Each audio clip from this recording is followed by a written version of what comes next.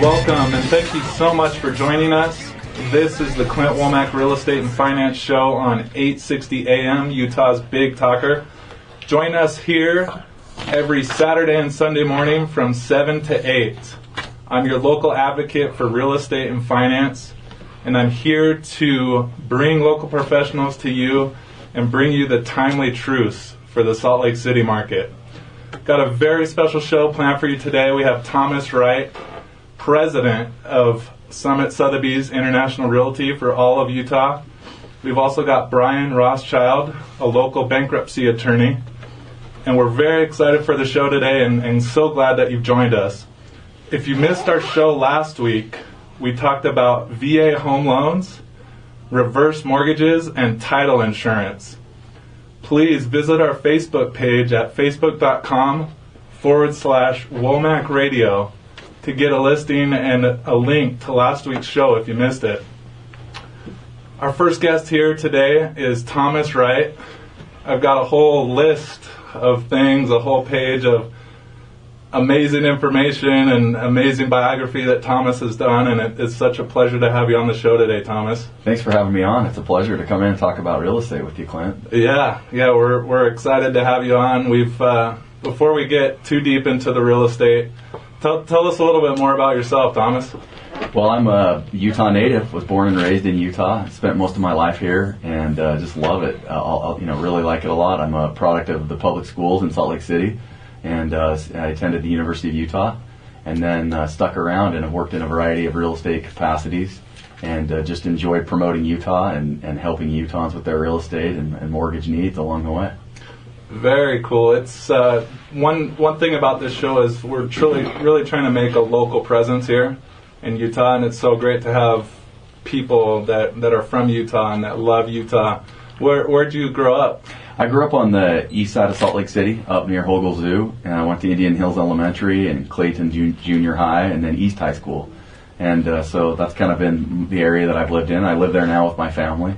So it's just I have deep roots there. But I love all of Utah, and I have friends all across the state that I've worked with on a variety of different things, and I just think we live in the greatest place in the world.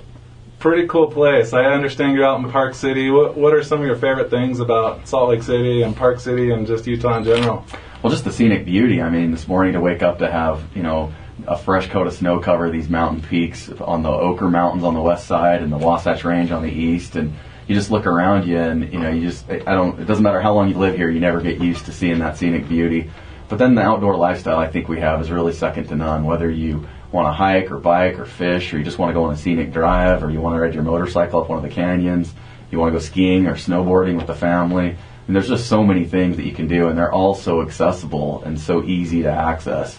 And so I just can't imagine living in a better place. What about you? Do you ski or snowboard? Oh, yeah, regularly. Where do you like to go? I like to travel the circuit. I love going up to Snow Basin. I think we have some amazing terrain at that resort. I love the Park City resorts for the amenities and just the restaurants and the whole vibe.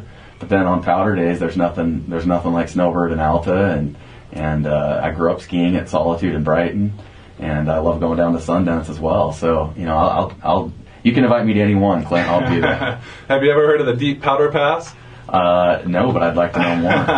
Yeah, so it's good to all the Salt Lake City resorts, the four Alta, okay, Brighton, Snowbird. And we'll have to go out on the Deep Powder Pass sometime. Let's do it. I like the deep powder, no doubt about that. What, do you take your kids out at all? I do. All four of them are very active, and I'm forcing them to ski before I'll allow them to snowboard. So because I know they'll never ski if I don't. So, but no, they do enjoy going out. And what better family activity is there? Take the wife and kids and go up and and ski together and be in the beautiful mountains and breathe clean air and just enjoy this great outdoor lifestyle we have. I mean, I hope nobody here takes it for granted. People travel from all over the world to come and spend a lot of money to enjoy what we have in our own backyard. Get out, get some fresh air, get out of the inversion a little bit. It's nice to get out and enjoy the outdoors, maybe get away from the cell phone a little bit too. Exactly, yeah, and then skiing really isn't the only thing, right? I mean, these great mountains and our snowpack provide a lot of outdoor recreation in the summer, and summer in Utah is arguably one of the greatest places in the world to be, with the temperatures and the mountain communities in the mid 80s, and you can snowboard, you can water ski, you can wakeboard, you can go fishing, You can just sit on the lake. You can swim in these reservoirs we have. I mean, it's a fantastic place to be. Who needs California when you've got Salt Lake City and Park City and all the natural beauty that Utah has to offer? Exactly. Well said. So I understand that you played a little golf in college. I did, yeah. I'm an avid golfer, and I grew up playing Utah junior golf and traveled around the state, and then continued to play competitively, and was lucky enough to play on a full ride scholarship at the University of Utah and play against a lot of great golfers that I now see, winning PGA Tour events on TV, none the least of which was Tiger Woods, who, competed at the same time. So got to compete in a lot of different events with him and other notables that, they're a lot less popular than Tiger Woods, but are still a great player. So golf's been a big part of my life, taught me a lot about life, and I enjoy still playing to this day. Yeah, I agree with you. There's nothing like sports to teach you hard work and dedication and determination. I've found that a lot of real estate and financial and a lot of people that we have on the show have some sports background or into sports. I think there's a lot of good that comes from that. Oh, absolutely. Yeah, it doesn't matter what sport it is. I think it gives you good direction. It teaches a lot of life lessons and teaches you how to overcome adversity. And you're right, there's a lot of great things that come from playing competitive sports. You're just an all-around good guy. You've got some political background, some local charities that you do, and run a real estate company. You're a busy guy. Yeah, it's been fun to be involved in the community. I'm activated a lot of people that I don't think would have been voting otherwise. Probably my proudest accomplishment when I was chairman of the party was registering 1 out of every 4 Republican voters in Salt Lake County to vote by mail. And then we pushed that statewide, where now a large percentage of registered Republicans are voting by mail, which is increasing our voter participation. And I work closely with the Democrat chairman and the Democrat Party and the Libertarian Party to increase our voter participation. It's unacceptable for us to be at the bottom, and it's not good for our state, and it's not good for our country. So it was great to get involved in that capacity and fight for some of the policy issues that I feel strongly about. I must have been part of that initiative because both my wife and I signed up to vote by mail, and it's just so much more convenient. You go to the polls the day of, and you stand there an hour, and kind of discourages you from doing it. So if for anyone out there on the fence about it, I'd definitely sign up for voting by mail. This is the Clint Womack Real Estate and Finance Show on 860 AM. We're talking here with Thomas Wright, president of Summit Sotheby's Realty. If you have any questions for Thomas or want to learn more, you can text the word Thomas to 801-674-9995. We've got to take a break. Stick with us. When we come back, we'll be talking more with Thomas Wright. We'll also be having our free lunch giveaway later in the show. And we've got a special guest with Brian Rothschild here with us today as well. Stick around and we'll be right back. Give me something to talk about.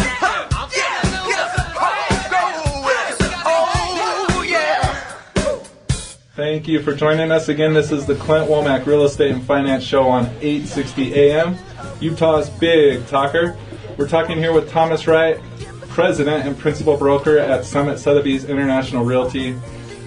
Thomas, what are some of the questions? So I guess, first of all, what do you do at Summit Sotheby's? Well, the principal broker is responsible for all of the licensees inside the company. And so any transactional questions or problems or concerns that arise, the principal broker deals with those. So it's really an honor to oversee, the 120 or so licensed people we have at Sotheby's in Utah. And so you're helping them. But then you're also free to do some transactions yourself, which I think hones your skills and keeps you sharp. And then you're just dealing with training of those people. No 2 people are the same, no 2 properties are the same, and no 2 transactions are ever the same either. So it's a great challenge. It's a lot of fun. What are some of the questions that frequently come up with clients that are looking to buy real estate or clients that you have?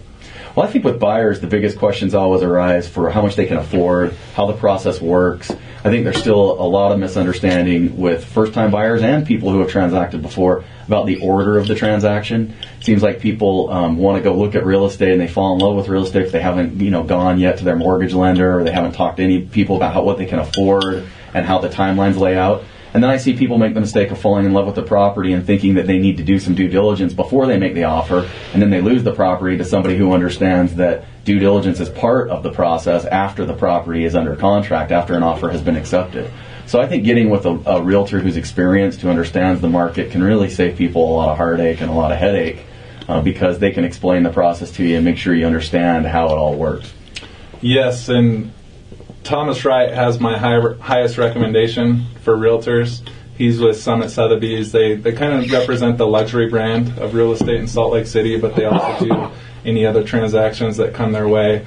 Thomas Wright has years of experience, and like he was saying, you need a realtor that you can trust and depend on. If you have any questions for Thomas or you're interested in real estate, give us a call or a text at 801-674-9995. Thomas, you hit the nail on the head. It's always the first step to get pre-approved for a mortgage. There's no sense in looking for a $500,000 home if you only qualify for $300,000.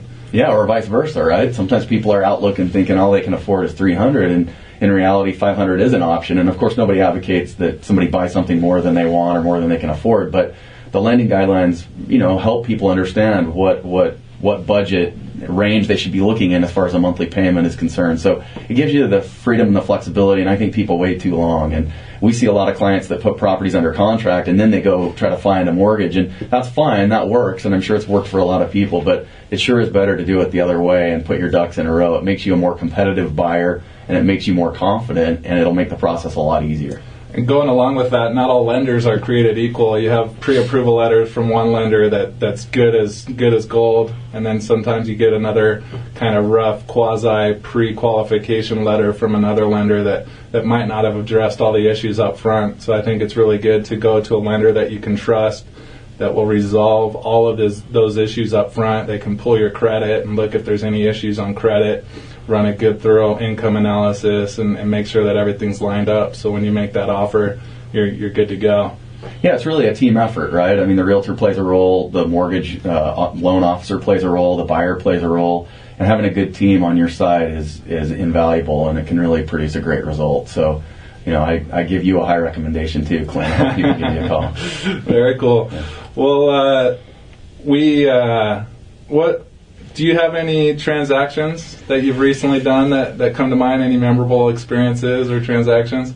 Oh, well, I have a lot of memorable transactions. After having done this for 5 or 6 years being the principal broker, I often say I should have written a book. I think it'd be a bestseller if I wrote all the transactional issues that arise. But, you get the crazy ones, everything from not long ago we had a client close on a lot that they thought they were buying lot A, but they actually bought lot B next door and actually built a home and got all the way through and moved in and were living in it. And the person from Texas that owned lot A showed up and saw a house on their property and knocked on the door, and so it went through, permit and zoning and approvals and building, and nobody along the way ever caught on. And so, you deal with issues like that. And then, they go all the way down to little, to more technical problems in transactions where, maybe somebody takes a light fixture they shouldn't take, or they take window coverings they shouldn't take, and resolving those issues post-closing. So, it's a myriad of issues, and they're all memorable in their own way. And we've seen a lot of really unique transactions with the economic recession we've had, because lenders have been more involved with bank-owned properties, and a lot of people have done short sales, and those can also be very complicated in technical transactions. Was it just me, or a few years ago did it seem like 5 out of every 10 listings was a short sale? It was a high percentage depending on what area of the market you were looking in, and that created an opportunity for buyers. But it was also a big challenge because some approvals took 6 to 12 months on the high end of the range. Some would come back quickly. So it made it very challenging for realtors and for lenders, because you just didn't know what you were getting into from the outset. So setting those expectations right was important. But we don't see as many now. It's a pretty healthy, normal, so to speak, real estate market with a healthy amount of inventory, and so that's good. Are you a fan of Bank of America short sales? Well, hey, I won't single any one lender out. None of them were that easy to work with, to be honest with you. But that did create problems because of the change of hands, right? I mean, Bank of America changed hands. A lot of the short sales changed hands so many times that it was hard to figure out where the original investor was. Do you see any rules or regulations coming out that'll affect home buying and selling in the next year or two? No, I mean, I think Congress did a good job of overreacting to the problem. The economic recession. Instead of being forward thinking and looking and seeing the problems that were arising with appraisals, they waited till the problems happened, and then they overreacted with their HVCC requirements. And maybe they'll help the market long term, but I think it made the market recovery take a little bit too long. We had so many appraisal issues on properties that were so unnecessary. And for those of the people that don't know the HVCC requirements, one of them was randomly selecting which appraiser was going to value the property, which is fine, except for when an appraiser from Tooele shows up in Deer Valley, or an appraiser from Park City shows up in Sandy, and you just don't know the local market and you don't understand the comps, and it created a lot of problems, and a lot of people lost sales because of it and were damaged financially. So I'd like to see our government be more forward-thinking and a little less reactive. And I think if they do that, then I think we can have a really healthy real estate market for years to come. Any ideas? How do we do that? Well, I think you have to project the issues, right? I think you have to project the issues, and I think you have to let the free markets determine what happens. I think when government gets involved in regulating private enterprise, I don't think there's a lot of good outcomes. Certainly government has to protect people, and there's a proper role of government, and I support that. But I think at the same time we have to try to anticipate the problems before they happen and take corrective action, and not the other way around. Very well said. You must have some kind of background in politics or something. Don't tell anybody. Maybe they'll forget. Such a pleasure to have you on the show with us, Thomas. Any words of wisdom or advice for any buyers or sellers out there? Yeah, I think if you're selling a property, it's a great time to get your property on the market. I mean, we're seeing lower inventory levels than we've seen in years past. I think property prices are appreciating in most areas. I think it's healthy appreciation, the 3 to 6% year over year kind of thing that build solid equity over time, and not those dramatic fluctuations that we had before. It's not as exciting as it once was, but real estate is a solid investment, and there's a lot of opportunities to buy resale properties. There's a lot of opportunities to buy new inventory that's being built along the Wasatch Front and in Utah. So I think it's a really healthy market, and it's a great time to get involved, especially with interest rates where they are. I mean, how many years have we been saying interest rates will eventually go up, and they don't? But I think we are headed for more inflationary times where rates will increase. I don't think there's any other outcome. And owning real estate is the best way to protect yourself from inflation. And so it's a great time if you're a first-time buyer. It's a great time to be a move-up buyer. It's a great time for empty nesters to consider downsizing if that's what they want to do. I just think it's a fantastic time for everybody in the market because there's a healthy equilibrium. It's not really in favor of buyer or seller. It's just a pretty healthy real estate market. And you combine with the low interest rates, they're not in the threes anymore unless you do maybe a 15-year fix, but you still got great interest rates, great prices, a healthy market. Do you work with any investors? Yeah, there's plenty of investors, especially in the resort communities, Park City and those areas that come in and buy investment properties. And then there's plenty along the Wasatch Front that are buying rental properties. We've seen a dramatic increase in the number of properties people want to purchase, with the Pac-12 being in Salt Lake City, University of Utah becoming a Pac-12 school. That's had a dramatic impact. And there's a very large demand for multi-housing units, so apartment buildings and properties that house more than 4 or 5 units are in high demand. And so there's plenty of investors out there that are taking advantage of all the growth and the opportunity in Utah. Again, we've been speaking with Thomas Wright, principal broker and president of Summit Sotheby's International Realty. He oversees all of the Utah transaction for Summit Sotheby's. Such a pleasure to have you on the show today and to learn a little bit more about what you do, learn a little bit more about yourself. Thanks again for coming on the show. Hey, it was an honor to be invited, Clint. I'll listen to your show, and thanks for all you're doing to promote real estate and an understanding with mortgages. I think it's a great show. Yeah, thanks, Thomas. Yeah. Again, I give my highest recommendation, Thomas Wright, Summit Sotheby's. If you have any questions or want to talk and get in touch with Thomas, it's give me a call at 801-674-9995. Thanks again, Thomas. If you're just tuning in, this is the Clint Womack Real Estate and Finance Show on 860 AM, Utah's Big Talker. Our next guest with us here today is Brian Rothschild, a bankruptcy attorney and financial attorney with Parsons, Bailey, and Latimer.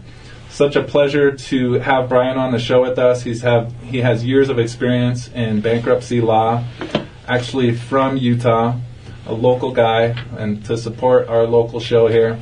Brian, it's a great pleasure to have you on the show today. Tell me a little bit more about yourself, where you're from, family, things like that. Thanks, Clint. It's actually wonderful to be back here. I am just returning from a stint in Los Angeles, a long stint. I've been there for 7 years and also went to law school at USC. But I'm really a hometown Utah boy. I went to the University of Utah, and prior to that I graduated from Davis High School, so I'm definitely true blue through and through from Utah here, and very happy to be back. True blue or true red?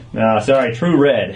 But that doesn't rhyme so well, so I'll stick with it. Yeah. Okay, very nice. So Brian, what are some of the things that you and your family like about Utah? Oh, well, I'm especially appreciative of Utah after having spent a little time in Los Angeles. No offense to my friends from Los Angeles, but we here in Salt Lake are just so lucky. We have everything within just a short distance, with fantastic recreation, skiing and winter sports in the winter, of course, and which is what we're known for. But in the summer, this is just a playground. We have hiking and camping and fishing within a very short distance, too, which I think is underappreciated. We have wonderful fine arts. The University of Utah has great museums. We have museums downtown. We have ballet. We have everything that you would want from a really big city, but we don't have that overcrowded big city feel. It's also great that we have a wonderful economy here, thriving economy with very low unemployment, great opportunities for growth in business, and we really are a shining star nationally here in Utah. It's good to be in that environment if you're interested in having a good middle class and a good strong environment to make your family and your portfolio grow. This is the place to be. It's a pretty cool city. When you look around the country, you've got, like Brian was saying, lots of arts, tons of outdoor stuff. A lot of people don't know this, but the University of Utah has one of the best dance programs in the country. My wife actually got a master's degree in modern dance from the University of Utah. Great arts, just so much to love about Salt Lake City, and probably not as much traffic as California. That is definitely a plus. I can get from one side of Salt Lake City to the other in 15-20 minutes, whereas in Los Angeles that was a helicopter ride or you were there for the day. Well, one thing that I did notice about Salt Lake City that has improved in the last decade or so since I've left is we have a great restaurant scene here. About 10 years ago, it really didn't exist. There wasn't a lot of call for fine dining, restaurants with real chefs and such. And at this point, it is wonderful. There are so many great places to go. You can go to Paris, you go to Maza, the Market Street properties are great. There's just all sorts of wonderful places to eat, and that attracts people too. This is we're talking with Brian Rothschild from Parsons, Bailey, and Latimer. I give him my highest recommendation. We've got to take a break now. Stick with us. When we come back, we'll be talking more with Brian Rothschild, and we'll also have our free lunch giveaway. Stay with us, and we'll be right back. Just keep it tight. So now we are. Take it or leave it. ASAP, you gotta see to believe it. So now we are. Take it or leave it. I'll ever be.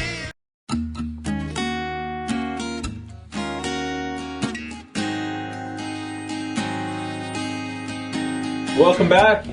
This is the Clint Womack Real Estate and Finance Show on 860 AM, Utah's Big Talker. We've got Brian Rothschild with Parsons, Bailey, and Latimer here with us, talking a little bit more about Salt Lake City, what an amazing city it is, and we wanted to go a little bit more into bankruptcy and finance. Brian, tell us a little bit about what you do at your law firm. Well, Salt Lake City is a great place to go bankrupt. I'm just kidding on that point. We actually have a very multifaceted department at Parsons Bailey. We do everything from real estate to family law to tax planning to estate planning. I get involved on two ends. One, when we're doing a large financial transaction, which representing either lenders or borrowers, depending on what's going on, and making sure that the documents are tight, that they protect my client especially, to make sure that everyone understands. Misplacement of a comma in a finance agreement, I'll tell you a story about that at some point here, which is the misplacement of a comma can be disastrous to your financing transaction. Suppose you have a condition in a real estate purchase agreement and you have a condition that all contingencies must be met, and then there's a comma, and the comma says, but subject to the following exceptions. The comma, if it's not there, may or may not apply to all the preceding language. So you really have to look at these things and make sure that you have somebody on your side who's taking care of those little details that maybe are a little harder to understand for the layperson. That's what I do, and I really actually enjoy it. I don't want to call myself a comma fixer for a living, but I make sure that they're in the right places protecting my client. So did you get A's in English growing up, or did you learn all that in law school? It's funny because my wife is an English major, and it didn't help her in law school one bit. I was more of a math guy, and for some reason it seems to work out that if you can do the math, then you can also do the law. So for law, you've got to really dot the I's, cross the T's, and watch out for those commas and maybe a few semicolons as well. Yeah, there's a lot of little spots in there that you could make a mistake. But it's usually not all that disastrous. Once in a while, we come across something that really changes, moves millions of dollars based on the placement of a word or two, which we try to avoid that sort of situation, make sure everything's spelled out, everyone's expectations are known and they're met and they're set forth in the documents. It's an odd little world that I inhabit, but troll-like, I love it. It's fun. So, not that bankruptcy is good or anything like that, but sometimes it's a necessity. Tell us a little bit more about how bankruptcy can protect someone and maybe someone that might be a good candidate for a bankruptcy. Well, the biggest question that my clients would come to me with is, well, can I keep my house? People's wealth is very much tied up into their house in this country, and that's a good thing. And fortunately, Congress and state legislatures have given us what's called the homestead exemption. They state by state, but there's also federal law that's related to the homestead exemption that allows you to file a bankruptcy and keep a certain amount of equity in your house in certain cases. The pre-bankruptcy planning aspect of this is just absolutely critical. For instance, if you spent a certain amount of money, you find yourself in trouble, and a year prior to your actual filing for bankruptcy, you take out a bunch of home equity loans and empty the equity in your house, you'll have nothing to exempt. And you'll have been using that money to pay your creditors. Whereas if you thought about it a little bit and consulted with someone who knows about the exemptions, that person could counsel you to leave the equity in your house and perhaps use other non-exempt assets to pay your creditors or meet your needs as you go. The courts have held that pre-bankruptcy planning, though it kind of borders on defrauding your creditors, really isn't. It's just using your money wisely and making sure that, when you finally have to turn the keys over, that you have the protection of the law to the fullest extent. One of the most important parts of this show is getting you, our listeners, in front of the right professionals to help you when it comes time to making these big decisions, when it comes time to buying a home, when it comes time to getting a home loan, or when it comes time to file bankruptcy or other financial advice. It's getting you connected with the right professionals to help you make the best financial decisions possible. Again, I give Brian Rothschild my highest recommendation. I know that he knows the law, he understands Utah law, he understands the law in general, and I know that he can help you make a plan to get you in a better place, and that's the ultimate goal. Well, there's a very positive side to bankruptcy, too, for investors. Very often I've been involved with clients who wish to purchase assets out of bankruptcy. And that is a great way to pick up assets that are, we call them just distressed purchases, but you can purchase from the bankruptcy trustee, who's often represented by a realtor. You can purchase assets at pennies on the dollar from what you would be paying from a regular sale. It's very different than a short sale and very different than a conventional sale, but it also has some wonderful advantages.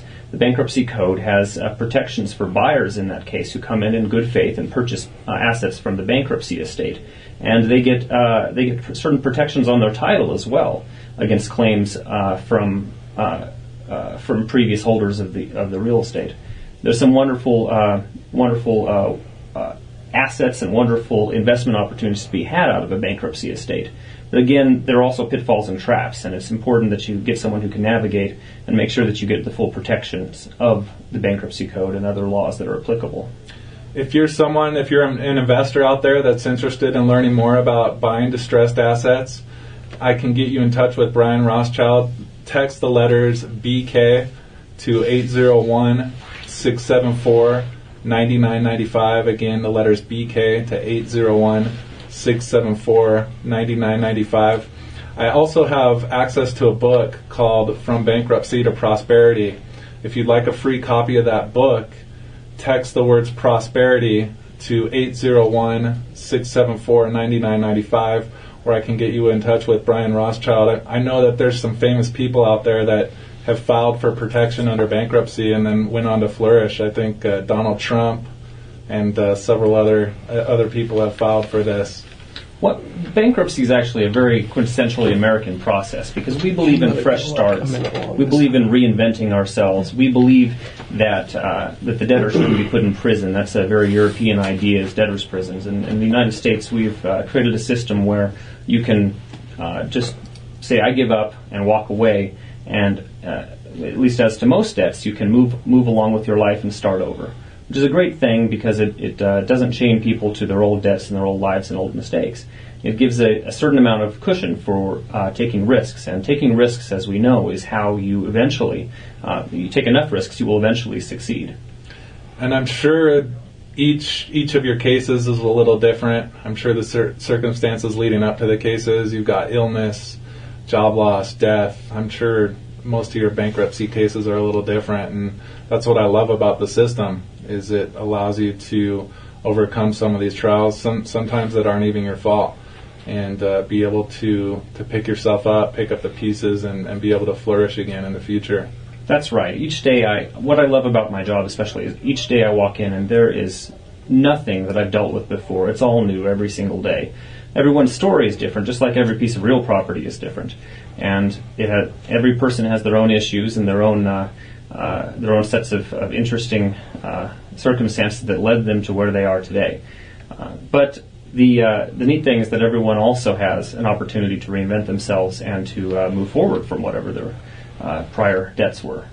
Do you see any rules, regulations, law changes coming out in the next few years that'll affect bankruptcy or financial law? Well, with respect to consumer bankruptcy, the legislature just increased the amount of the homestead exemption from $20,000 per person to $30,000 per person, which 50% increase. That's not bad. It's still pretty stringent compared to a lot of states. But what that means essentially, in lay terms, is that if you, as an individual, have $30,000 of equity in your home and you file for bankruptcy, you can keep that $30,000 in equity. If you file jointly with your spouse, who also uses the homestead, you can keep $60,000. There are other states, for instance, Texas, that have unlimited homestead exemptions. Utah is interesting that it has a limited homestead exemption, but it has other wonderful unlimited exemptions. For instance, IRAs and retirement accounts are unlimited. So you can see how, if you are careful and you know where you're domiciled, in the state of Utah or the state of Texas or the state of North Dakota, for instance, you can find out where the exemptions are and make sure that your assets are held in those exemptions rather than in things that are subject to the trustee and the creditor selling them. If you have a homestead exemption, I lost my train of thought. Well, are you trying to see most people's thinking goes right from, well, if I have a homestead in Utah that's worth $1 million, can I sell it and buy a house in Texas the next day? The answer is Congress put a stop to that in 2005 because it was just too tempting. But we've dealt with a couple of cases that are very interesting where people have purchased in the last few minutes before bankruptcy, I'll say, large homesteads in Texas or large homesteads in Nevada in an attempt to take advantage of the larger exemptions. It doesn't always work, and there are always risks associated with doing that you may lose your entire exemption. But we actually just had, in the way of decisions, we just had a Utah case that came out very recently where a realtor and trustee were attempting to sell a debtor's house subject to the homestead exemption.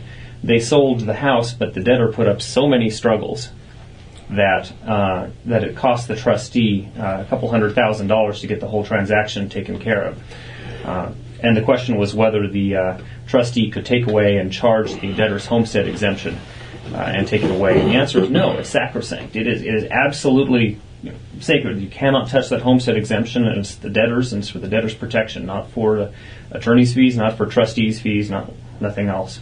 So. Can someone file a bankruptcy on their own, or do they need an attorney to do that? It's absolutely something that you can do on your own, and there are lots of places that you can get help doing that. But I would say that is very much for simple bankruptcies in which you really have nothing left to protect. If you want to do something a little bit more complex and you believe you have any assets that are worth protecting and any complexities, then you probably are going to need a bankruptcy attorney to get through it. And just a little heads up on the complexities here. There are many ways to protect a significant amount of assets. One of the other questions that I get all the time, I'll give you two versions of this. The first version is, can I give my kids and my friends a lot of my assets to protect them from creditors? And the other side of that question is, can I stop the guy who owes me a lot of money from giving away all his assets to his kids and his creditors? just prior to filing bankruptcy or something. That's called a fraudulent transfer. And there are fund laws and time limits and other things that you can do to accomplish one or the other. You either give it away or prevent the person that you are trying to collect money from giving all of their stuff away. We've got to take a break right now. This is 860 AM, Utah's Big Talker, the Clint Womack Real Estate and Finance Show. We're talking with Brian Rothschild. Stay with us. When we come back, we'll finish up our conversation with Brian. We'll also go into our free lunch giveaway. Stay with us, and we'll be right back.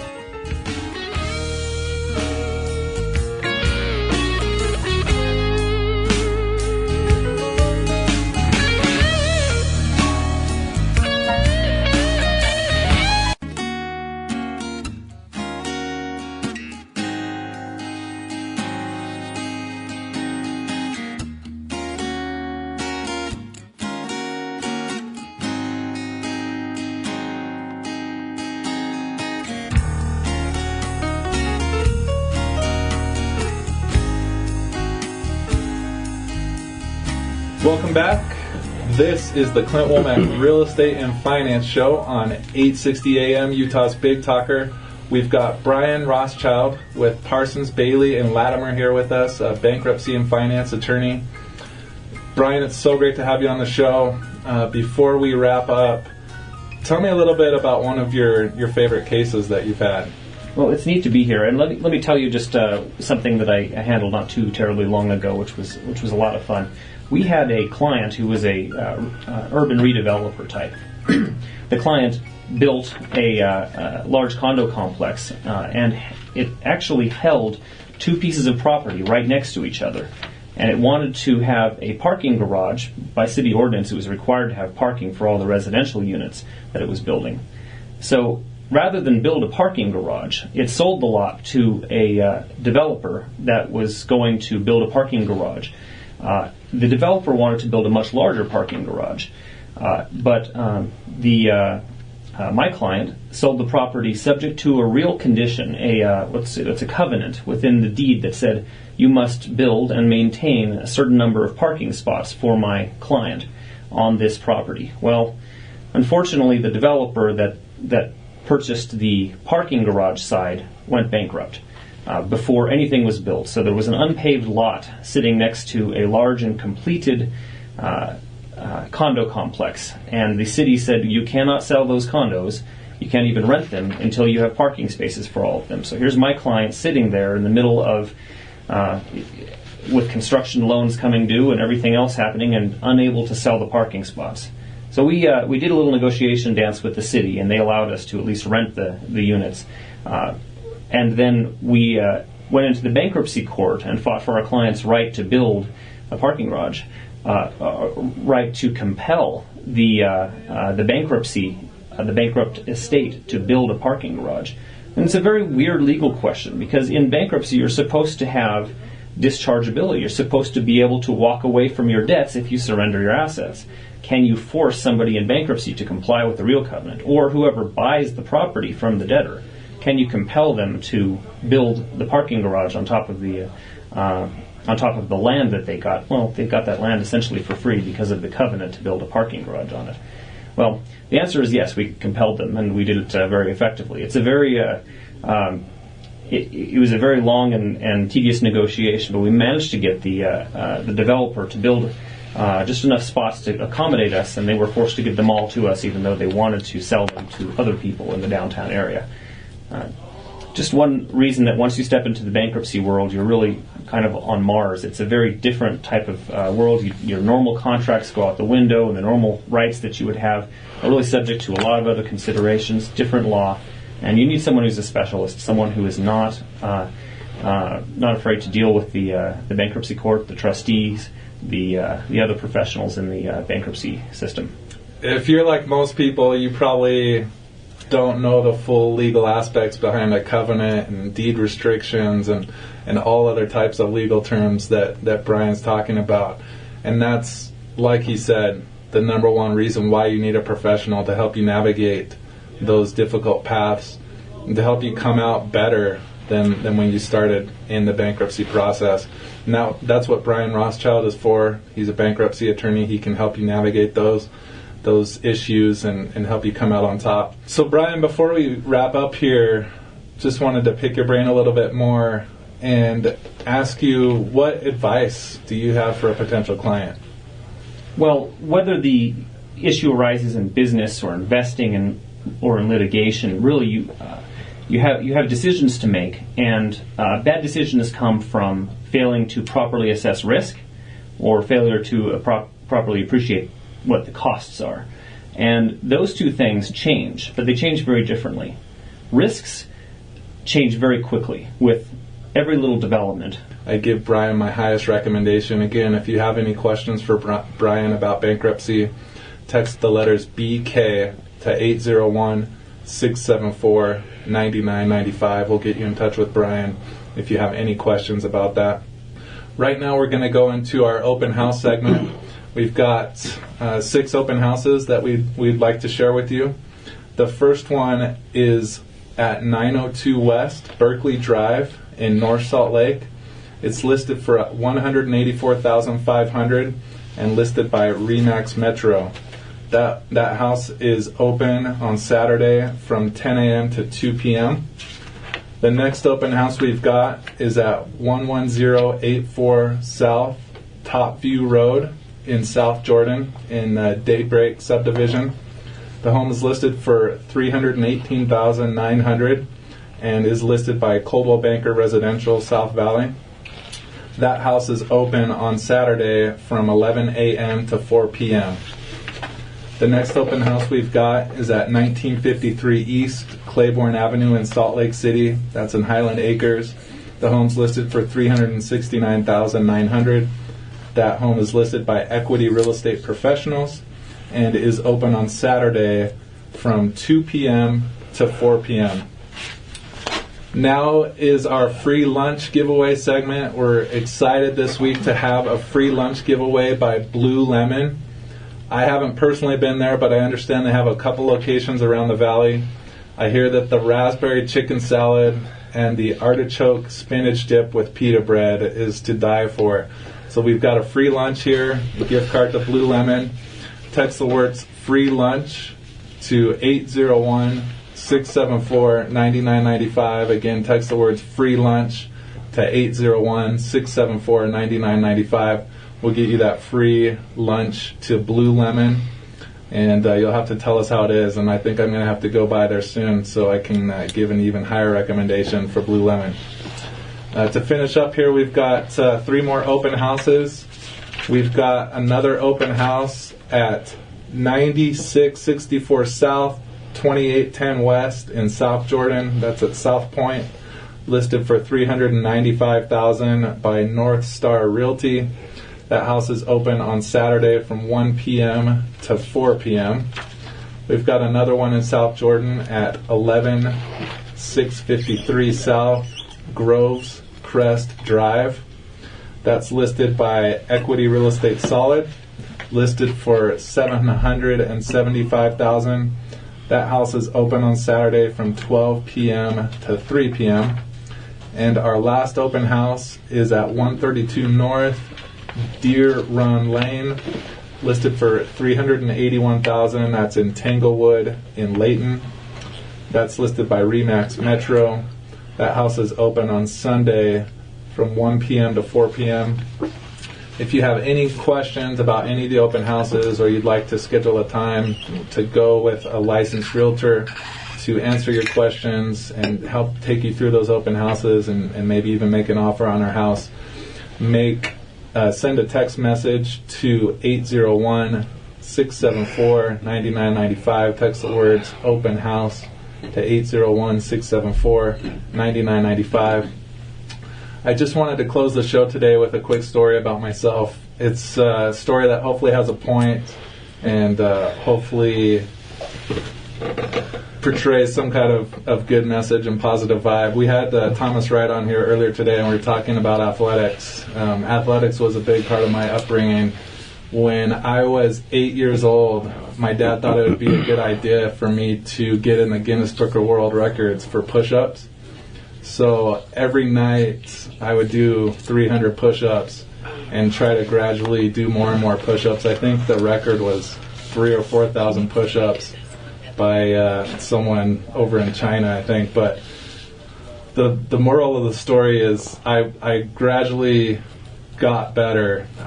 He had a little incentive for me. For every 100 extra push-ups that I did, I would get $20. So one weekend I'd do 300, the next weekend I'd do 400, and I eventually got up to 1,200 push-ups just by doing them every day and having a little motivation as well. I think some of the takeaways would be, number one, it's not a bad idea to do some push-ups and do a little exercise. But I think those from a young age that formed some of the dedication and hard work and just work ethic. I'm totally committed to my clients. I'm here for you. I'm your local advocate. I want to see the best for you, and I want to put you in touch with the professionals that can help you accomplish your goals. Thank you so much for listening to our show today. We've got another great show planned for you next week. We've got Devin Pope, a financial advisor, and Dave Curtis, a commercial developer, to bring you the timely truths and help you get in a better position.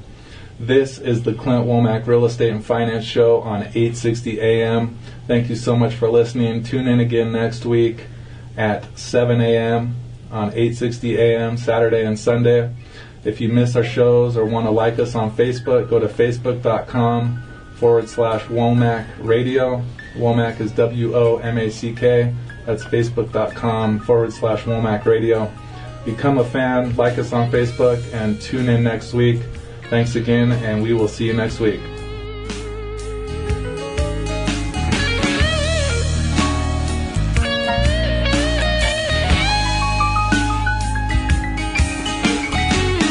The sky was red, fire on the mountain, she said.